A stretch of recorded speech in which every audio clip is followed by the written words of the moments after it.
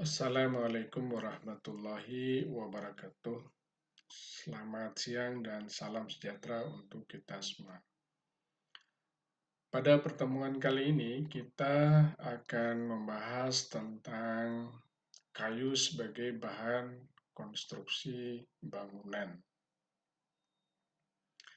Jadi nanti akan dijelaskan mengenai hal-hal yang bersifat mendasar seperti sifat kayu secara umum, kemudian sifat-sifat fisiknya, dan beberapa sifat mekanik kayu yang perlu dipahami oleh mahasiswa ketika ingin menggunakan kayu sebagai bahan konstruksi.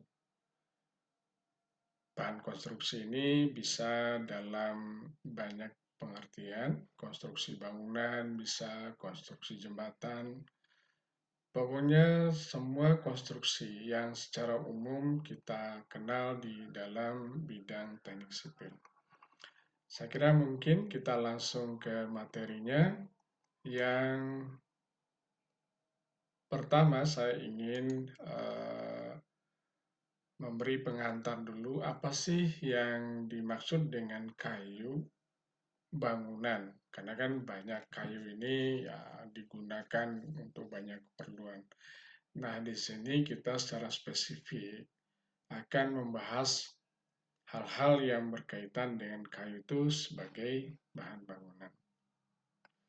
Kalau didefinisikan, kayu bangunan itu adalah kayu yang diperoleh dengan jalan mengkonversikan pohon ini atau mengkonversikan kayu bulat yang diperoleh dari pemotongan pohon ini menjadi kayu yang berbentuk balok ataupun papan atau bentuk-bentuk lain sesuai dengan tujuan penggunaannya. Nah, bentuk lain itu ya seperti yang kita lihat pada gambar ini. Selanjutnya kita akan sedikit melihat dulu apa sih kelebihannya menggunakan kayu sebagai bahan konstruksi. Jadi yang pertama, bahan ini bersifat alami, artinya sebuah material yang dapat diperbaharui.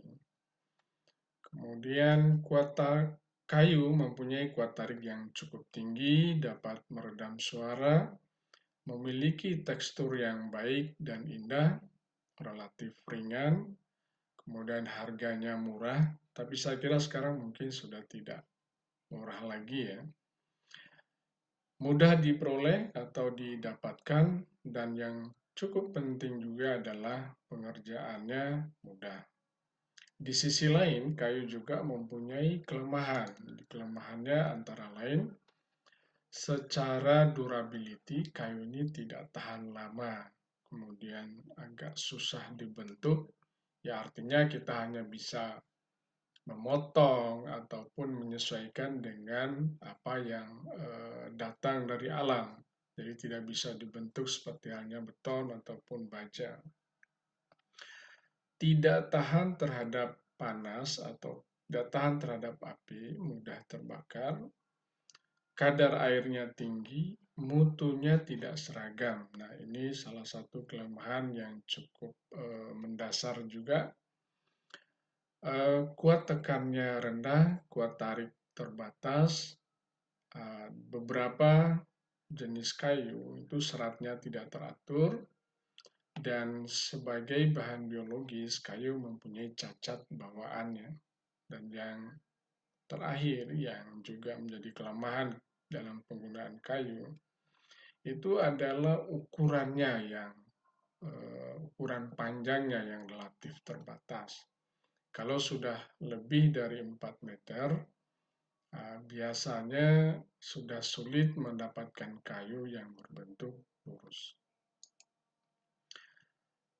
Penggunaan kayu sebagai bahan konstruksi itu tidak hanya didasari oleh kekuatannya saja, akan tetapi juga didasari oleh segi keindahannya. Nah, secara alami, kayu ini memiliki bermacam-macam warna ya, dan bentuk serat. Sehingga untuk bangunan, expose material kayu tidak banyak memerlukan perlakuan tambahan. Jadi bisa kita lihat seperti yang ditunjukkan oleh gambar di bawah ini.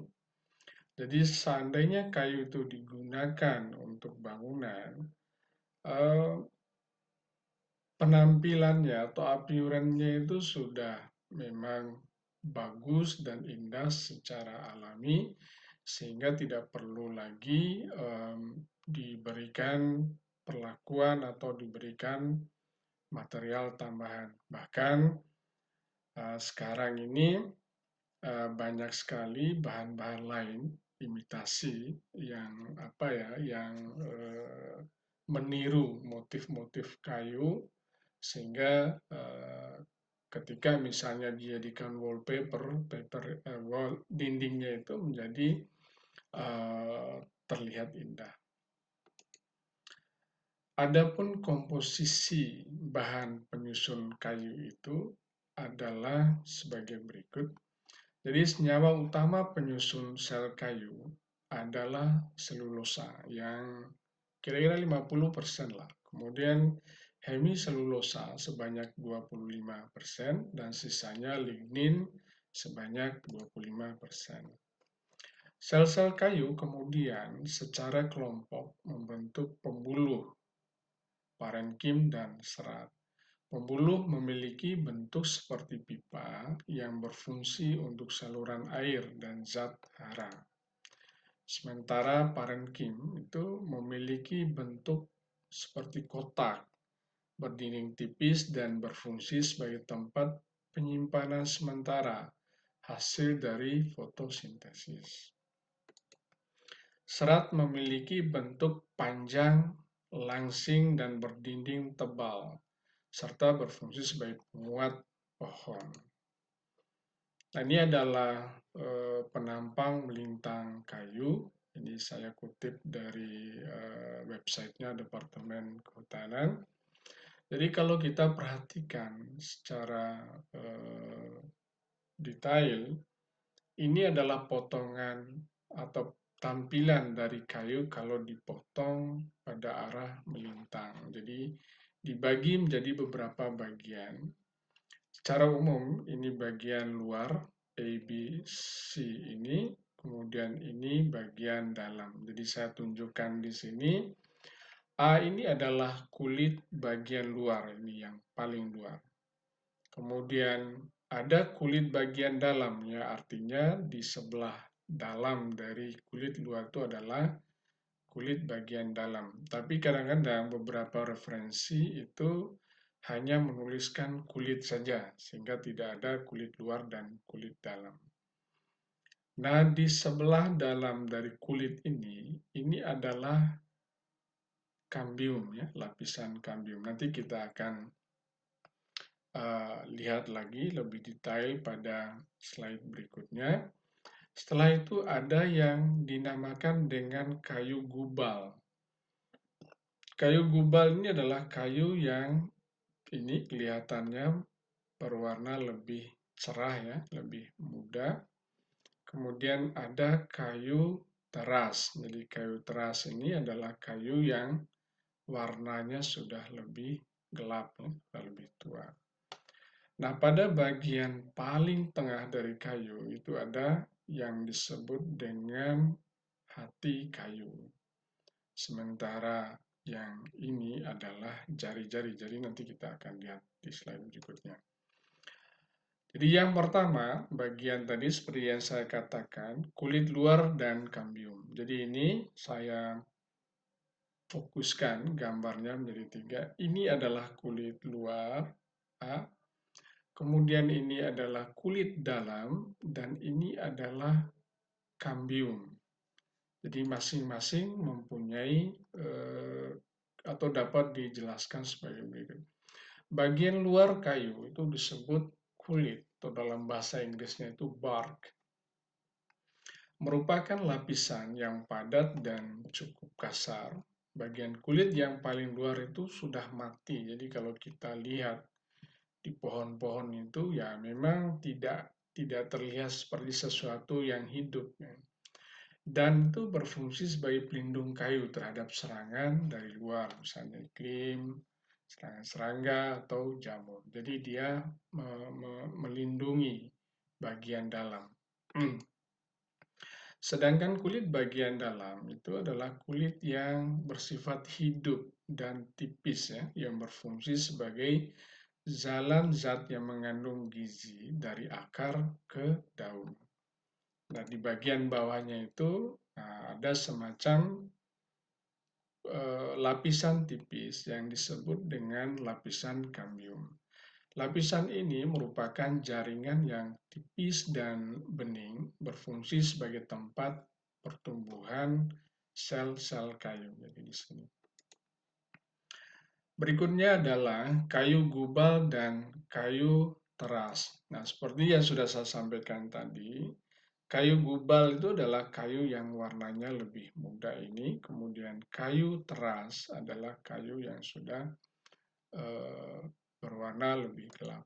Jadi kira-kira maknanya seperti kayu gubal atau dalam bahasa Inggris disebut dengan sapwood. Bagian ini merupakan kayu muda yang terdiri dari sel-sel yang masih hidup, berfungsi sebagai pengantar zat-zat makanan dari akar menuju daun, dan juga sebagai tempat penyimpanan cadangan bahan makanan. Mempunyai ketebalan lebih kurang 2 cm sampai 10 cm, tergantung kayunya. Kalau kayu-kayu yang berdimensi besar itu bisa mencapai 10 cm. Tapi seiring dengan mengecilnya tipikal ukuran atau dimensi kayu, bagian ini pun juga berkurang. Kayu teras atau hardwood adalah bagian kayu yang warnanya lebih gelap. Berfungsi sebagai penguat pohon karena memiliki dinding sel yang lebih tebal dan kuat. Pada bagian ini tidak terdapat lagi zat-zat makanan, sehingga jika dipakai sebagai bahan konstruksi itu akan lebih awet. Jadi saya jelaskan, kaitannya dengan kayu gubal dan kayu teras ini itu adalah sebaiknya menggunakan kayu untuk keperluan bidang sipil itu adalah yang hardwood ini, ya, kayu terasnya. Karena kayu teras ini dia sudah tidak lagi mengandung semacam makanan, ya, yang disukai oleh serangga misalnya. Ini sudah tidak ada lagi pada bagian ini, sehingga dia lebih relatif lebih awet. Sementara untuk kayu gubal, nah ini di sini adalah tempat mengalirnya makanan itu dari akar, dibawa ke daun, kemudian dikembalikan lagi ke seluruh bagian pohon. Sehingga bagian ini masih mengandung zat-zat makanan yang akan menarik bagi serangga ataupun makhluk hidup lainnya yang membutuhkan makanan itu. Sehingga kalau digunakan sebagai bahan konstruksi, ini menjadi tidak awet, jadi cepat lapuk, ya, cepat mengalami misalnya dimakan rayap atau lain sebagainya. Ini sebaiknya tidak digunakan. Yang ketiga, kita juga perlu memahami lingkaran tahun, ya, dan pit hati. Pertumbuhan sel-sel kayu disertai dengan munculnya struktur seperti cincin, ya, yang disebut dengan cincin tahunan atau annual ring, yang dapat memperkirakan umur dari pohon kayu. Jadi secara ini lebih jelas. Jadi saya perlihatkan gambar yang berwarna putih ini, yang melingkar ini dinamakan dengan lingkaran tahun. Jadi lingkaran tahun itu dibentuk seperti ini. Pada musim-musim di mana pohon itu mendapatkan makanan yang cukup, ya, yang banyak, maka bagian pohon yang dibentuknya itu akan berwarna lebih cerah.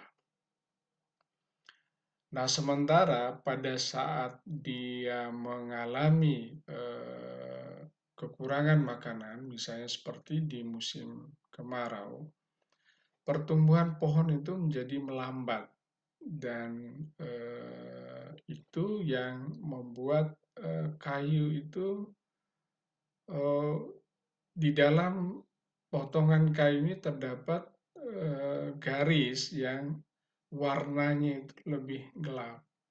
Jadi kalau kita ada yang lebih kelihatan lebih terang, kemudian ada yang lebih gelap, begitu seterusnya.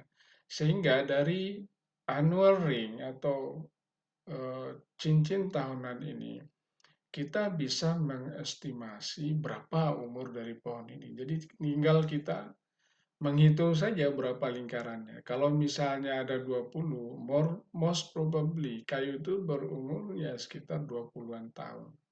Nah, ini hal yang mudah ya untuk mengestimasi umur dari pohon. Tetapi ya tidak semua kayu mempunyai lingkaran tahun yang jelas seperti ini, terutama kayu-kayu yang tumbuh di daerah tropis. Karena di daerah tropis ini pohon itu dia mendapatkan makanan yang baik ya sepanjang tahun. Karena kadang-kadang di musim kemarau pun kemaraunya ya tidak lama, kadang-kadang juga masih terdapat hujan. Nah, beda dengan misalnya di daerah-daerah yang punya 4 musim, di mana ada musim dingin itu yang memang kayu itu sama sekali tidak mengalami pertumbuhan. Dan pada musim summer, yaitu justru kayu tumbuh dengan baik karena mendapatkan makanan yang cukup ya pada musim semi dan summer.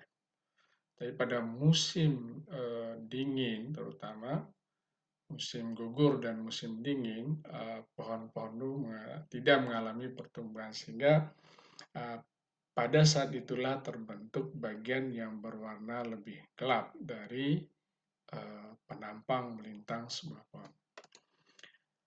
Ada satu lagi bagian pohon itu yang juga perlu kita tahu adalah bagian yang paling tengah atau inti yang dikelilingi oleh sejumlah cincin tahunan. Bagian inti ini sebaiknya tidak digunakan sebagai bahan atau kayu bangunan karena karena waktu umurnya sudah cukup lama. Bayangkan misalnya pohon itu ditebang pada umur 20 tahun, maka bagian itu juga ya sudah berumur lebih kurang 20 tahun. Dan kadang-kadang pohon-pohon tertentu yang misalnya ukurannya besar, kita dapati setelah dia tumbang atau dipotong, maka bagian dalam sudah berlubang. Karena apa? Ya karena memang pada bagian ini sudah terlalu lama umurnya dan sudah mengalami kerapuhan. Sebaiknya dihindari untuk digunakan sebagai kayu bangunan. Yang berikutnya saya akan menjelaskan tentang karakteristik umum dari kayu. Yang pertama, semua batang pohon itu mempunyai pengaturan vertikal dan simetri radial. Jadi maksudnya itu begini, semua pohon itu dia tumbuhnya vertikal. Jadi nggak ada pohon itu tumbuhnya horizontal ya, kecuali kalau misalnya dari batang itu kemudian keluar dia dahan memang agak horizontal, tapi kemudian dia tetap menuju ke arah vertikal. Nah, itu karakteristik umum dari kayu. Kemudian dia sifat simetri radial ini artinya dia mengalami pertumbuhan melingkar. Jadi seiring dengan dia meninggi, dia dimensinya itu membesar. Jadi ke arah radialnya itu dia membesar. Jadi vertikal and radial. Itu pertumbuhan dari kayu. Kemudian, kayu terdiri dari sel-sel yang memiliki tipe bermacam-macam dan susunan dinding selnya terdiri dari senyawa-senyawa kimia berupa selulosa dan hemiselulosa. Mie selulosa ini sendiri adalah unsur karbohidrat serta berupa lignin yang bersifat non-karbohidrat. Semua kayu bersifat anisotropik, yaitu memperlihatkan sifat yang berlainan jika diuji menurut tiga arah utamanya, longitudinal, tangensial, dan radial. Hal ini disebabkan oleh struktur dan orientasi selulosa dalam dinding sel, bentuk memanjang sel, dan pengaturan vertikal dan horizontal pada pohon. Jadi saya jelaskan secara lebih gamblangnya seperti ini. Kayu itu, jadi kalau misalnya ada sebatang kayu, kalau kita uji misalnya, kalau kita tarik searah longitudinal sumbunya, dia sifatnya berbeda dengan kalau kita tarik arah vertikal seperti ini atau arah tegak lurus sumbu batangnya. Dia cenderung lebih kuat yang searah sumbu daripada yang tegak lurus sumbu. Kira-kira seperti itu yang dimaksud dengan sifat anisotropik. Ya. Jadi kalau misalnya baja itu sifatnya isotropis. Jadi kalau ditarik arah sini, arah sejajar maupun arah tegak lurus, maka sama saja sifatnya. Itu bedanya dengan kayu.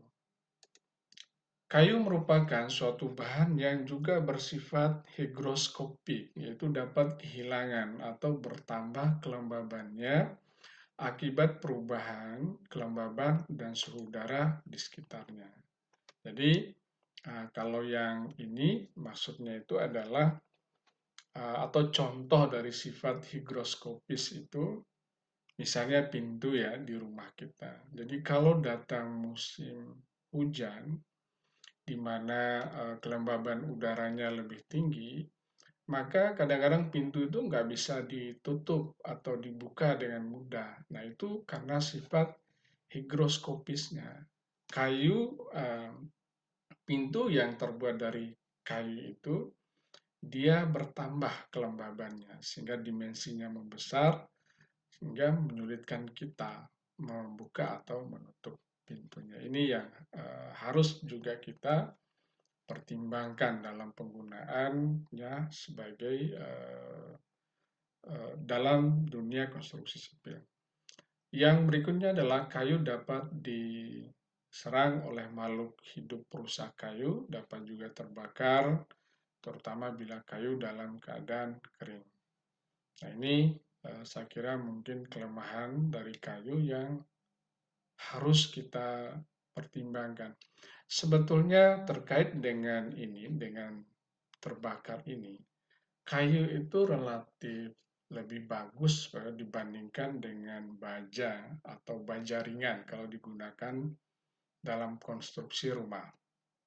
Kenapa saya katakan demikian? Karena kayu sebelum api itu mencapai kayunya, misalnya ini sama-sama dijadikan kuda-kuda, kuda-kuda kayu dan kuda-kuda baja ringan. Kuda-kuda kayu, sebelum apinya itu sampai ke kuda-kudanya, itu tidak akan terbakar, gitu ya, tidak akan berkurang kekuatannya. Tetapi baja ringan, hanya dengan panas yang ditimbulkan oleh kebakaran perabot rumah misalnya, pada bagian ruang tamu, maka itu sudah akan mengurangi kekuatan dari kuda-kuda baja ringannya. Nah, kalau sudah berkurang, akan mengalami lendutan yang besar, bahkan dalam posisi tertentu itu bisa meleleh. Nah, kalau sudah begitu, ya nanti tinggal tunggu kolapsnya saja. Jadi, untuk alasan-alasan tertentu, sebetulnya penggunaan kayu itu lebih baik dibandingkan dengan baja ringan. Selanjutnya kita akan masuk ke bagian utama materi ini. Jadi kita saya memperkenalkan pada mahasiswa mengenai sifat fisik dan mekanik kayu. Sifat fisik ini ada sekitar 5 atau 6 yang perlu kita ketahui. Demikian pula dengan sifat mekaniknya. Jadi saya langsung masuk saja ke sifat fisik dari kayu. Yang pertama, berat jenis kayu.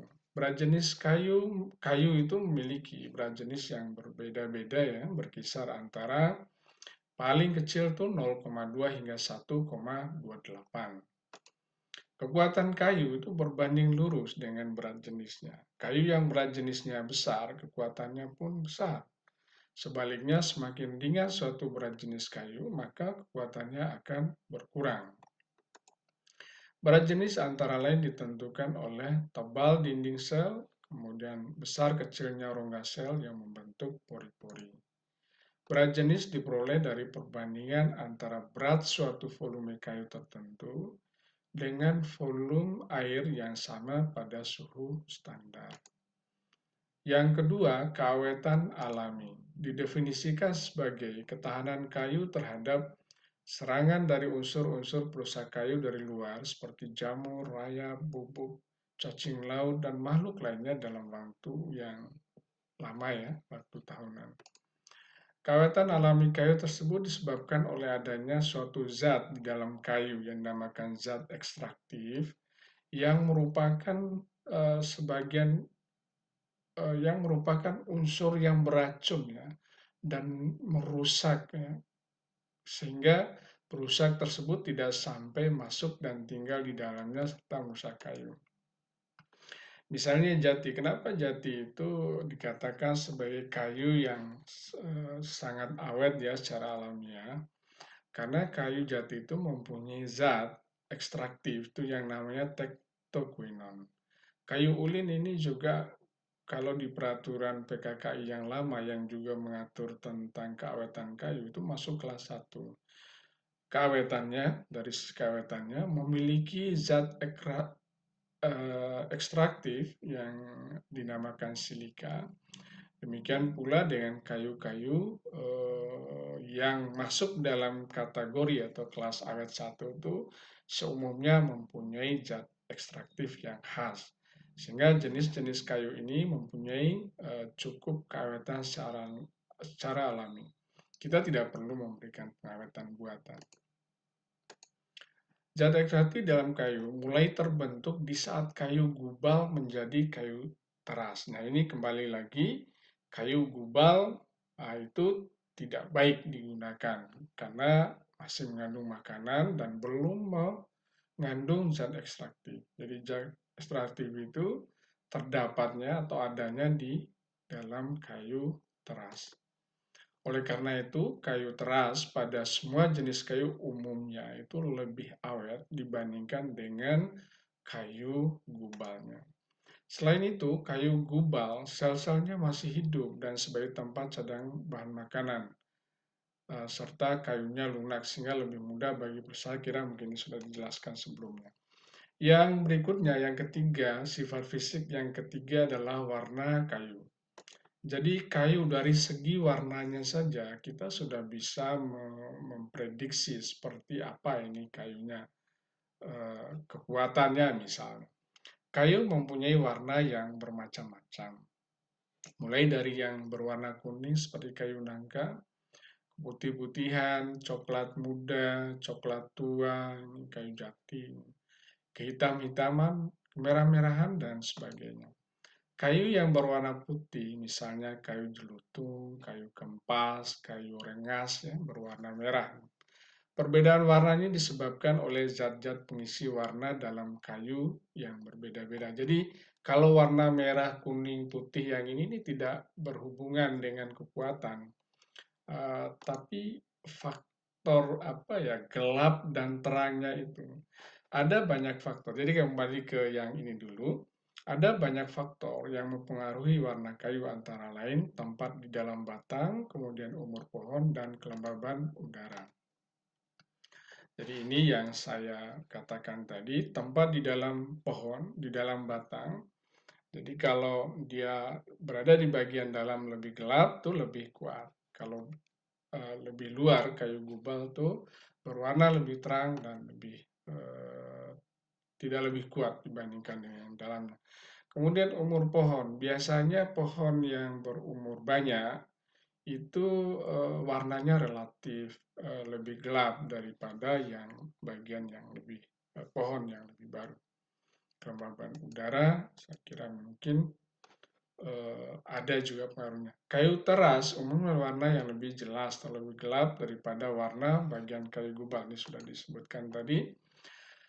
Kayu yang umurnya lebih tua umumnya berwarna lebih gelap daripada kayu yang muda dari jenis yang sama. Kayu yang kering pun itu berbeda pula warnanya dengan kayu yang basah. Demikian pula kayu yang lama berada di luar kelihatan lebih gelap atau lebih pucat warnanya daripada kayu yang segar dan kering udara. Sifat fisik yang keempat adalah tekstur dan serat. Jadi tekstur ialah ukuran relatif sel-sel kayu. Pada dasarnya yang dimaksud dengan sel kayu adalah serat-serat kayu. Jadi dapat dikatakan bahwa tekstur adalah ukuran relatif dari serat-serat kayu. Berdasarkan teksturnya, kayu dapat digolongkan ke dalam 3 bagian, yaitu satu kayu yang bertekstur halus, contohnya kayu giam, lara, kulim, dan lain-lain. Yang kedua, kayu bertekstur sedang, misalnya jati, sonokling, dan lain-lain. Kemudian yang ketiga, kayu yang bertekstur kasar, contohnya kayu kempas, meranti, dan lain-lain. Serat kayu merupakan arah umum sel-sel kayu di dalam kayu terhadap sumbu batang. Jadi arah serat kayu dapat ditentukan oleh arah alur-alur yang terdapat pada permukaan kayu. Kayu dikatakan berserat lurus bila arah sel kayunya sejajar dengan sumbu batang. Jika arah serat tersebut menyimpang atau membentuk sudut terhadap sumbu panjang batang, dikatakan kayu tersebut bersifat mencong atau menyimpang gitu ya. Nah, ini pun dibagi lagi menjadi beberapa kategori. Jadi yang pertama ada kayu yang seratnya berpadu. Jadi bila batang kayu terdiri dari lapisan-lapisan yang berselang-seling menyimpang ke kiri dan ke kanan terhadap sumbu batang, itu dinamakan seratnya berpadu. Contohnya kayu kulim, kayu rengas, ya, kayu kapur, dan lain-lain. Ada juga kayu yang seratnya berombak, ya. Serat-serat kayu membentuk gambaran ombak. Jadi ya tahulah gambaran ombak ya. Contohnya kayu merbau, kayu rengas, dan lain-lain. Ada juga kayu yang seratnya itu terpilin. Jadi serat-seratnya membentuk gambaran terpilin. Jadi kayak puntiran gitu. Seolah-olah batang kayu itu dipilin mengelilingi sumbu ya. Contohnya kayu bintangur, kayu kapur ya, kayu damar, dan lain-lain. Ada kayu juga yang mempunyai serat diagonal. Jadi diagonal gitu. Serat yang terdapat pada potongan kayu papan yang digaris sehingga tepinya itu tidak sejajar arah sumbu, tapi membentuk sudut dengan sumbu. Sifat fisik yang kelima yang perlu juga kita tahu itu adalah berat dan kekerasan kayu. Berat suatu kayu tergantung dari jumlah zat kayu yang tersusun. Jadi rongga-rongga sel atau jumlah pori-pori, kadar air yang dikandung, dan zat-zat ekstraktif di dalamnya. Berat suatu jenis kayu ditunjukkan dengan besarnya berat jenis kayu yang bersangkutan dan dipakai sebagai patokan berat kayu. Berdasarkan berat jenisnya, jenis-jenis kayu digolongkan ke dalam kelas-kelas sebagai berikut. Ya. Ada kelas berat ini ada yang sangat berat, ada yang berat, agak berat, dan ringan. Dan ini parameter dari berat jenisnya. Yang kelima, kesan raba. Jadi kesan raba suatu jenis kayu adalah kesan yang diperoleh pada saat kita meraba permukaan kayu tersebut. Ada kayu yang bila diraba memberikan kesan kasar, halus, licin, dingin, dan sebagainya.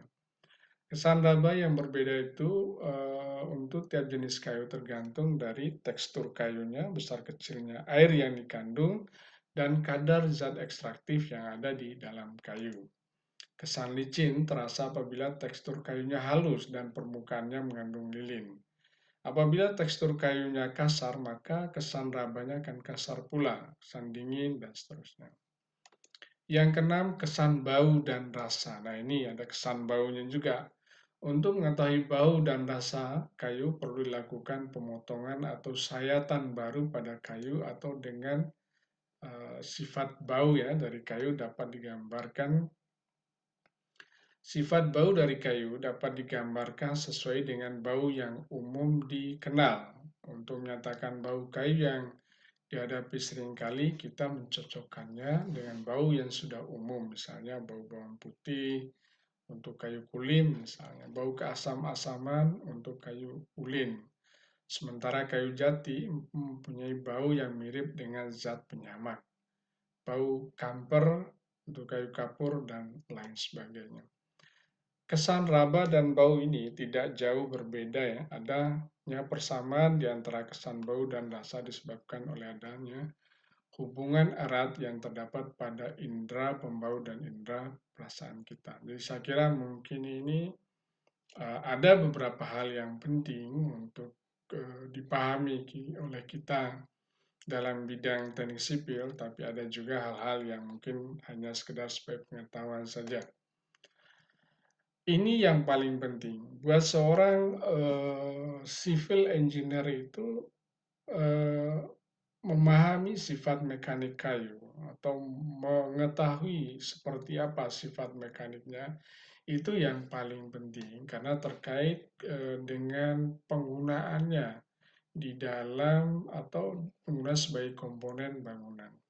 Ada kayu-kayu tertentu misalnya yang mempunyai kuat tarik yang bagus. Jadi kita bisa taruh sebagai apa?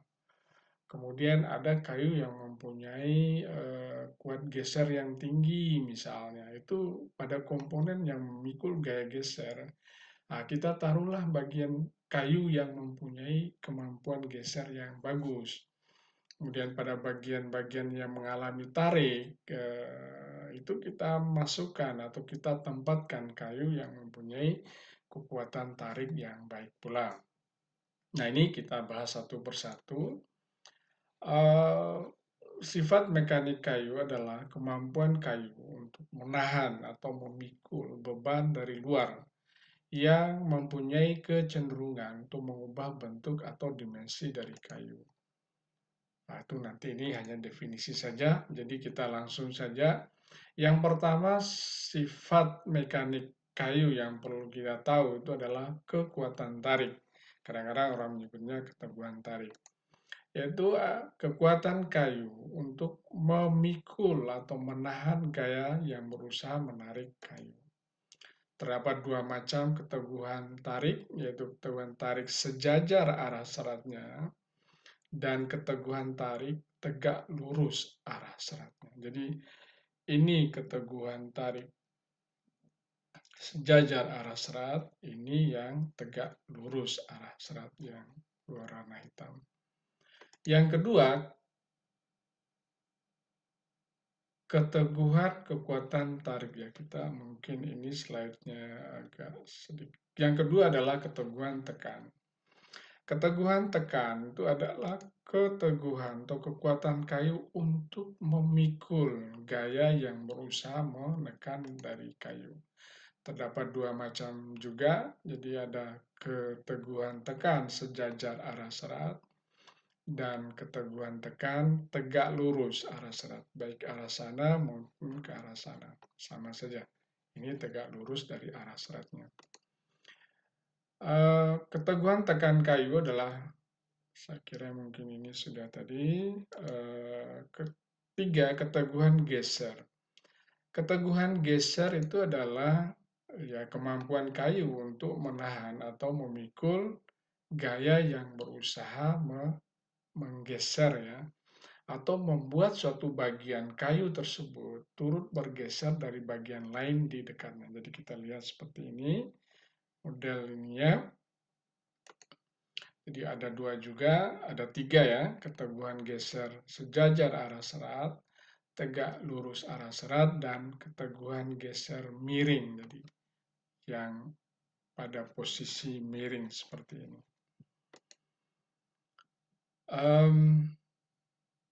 Biasanya keteguhan geser tegak lurus serat jauh lebih besar daripada keteguhan geser sejajar arah serat. Ini berbanding terbalik dengan keteguhan atau kekuatan tarik biasanya.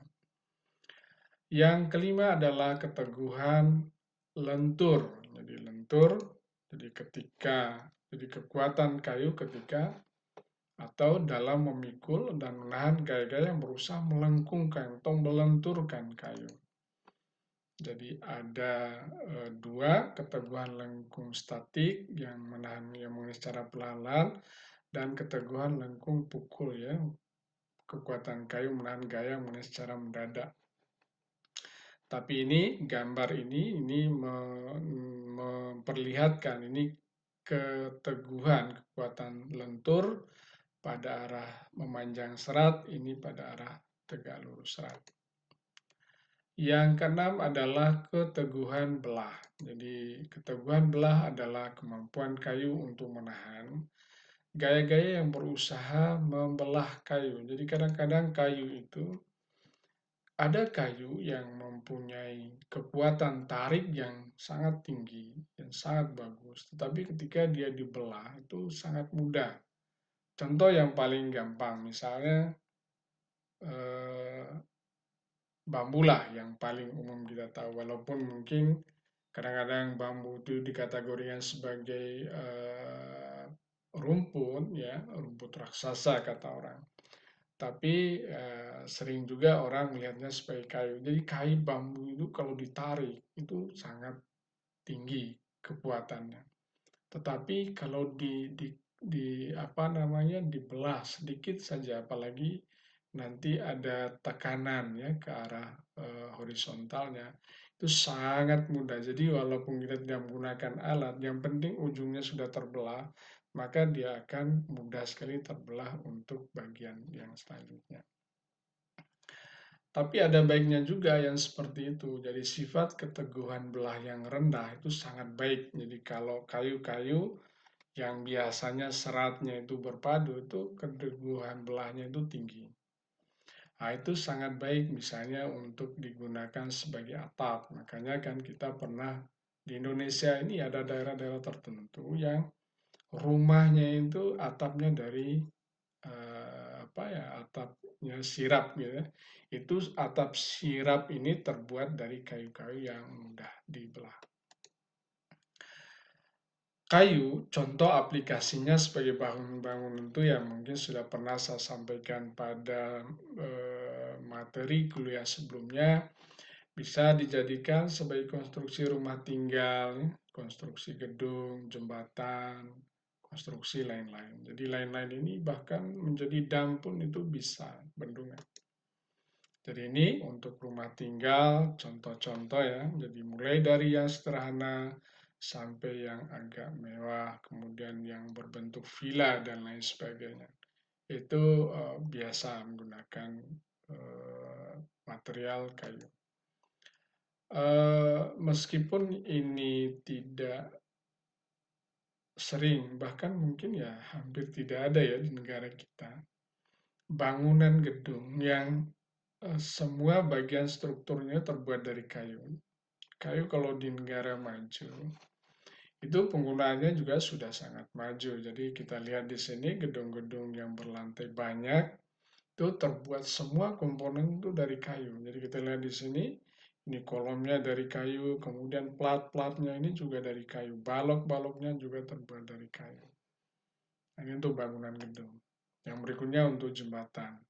Ya, mungkin ini jembatan pedestrian, ya, jembatan untuk berjalan kaki saja. Tapi juga bisa digunakan untuk jembatan-jembatan yang besar yang dilalui oleh transportasi, alat transportasi seperti ya mobil, ya truk, bahkan kereta api. Saya kira mungkin itu yang bisa saya sampaikan pada kesempatan kuliah kali ini. Adapun referensi yang saya gunakan, yang paling banyak itu adalah dari buku Mengenal Kayu, karangan J.F. Dumanau, terbitkan tahun 1984, terbitkan oleh Gramedia. Kemudian ada beberapa sumber dari internet, banyak sekali ya, beberapa gambar saya ambil dari sana. Yang cukup ini dominan dari http www.tentangkayu.com dan dari websitenya Departemen Kehutanan, beberapa referensi lain. Saya kira itu yang bisa saya sampaikan. Atas perhatiannya saya sampaikan terima kasih. Wassalamualaikum warahmatullahi wabarakatuh. Selamat siang. Sampai bertemu kembali pada kuliah berikutnya.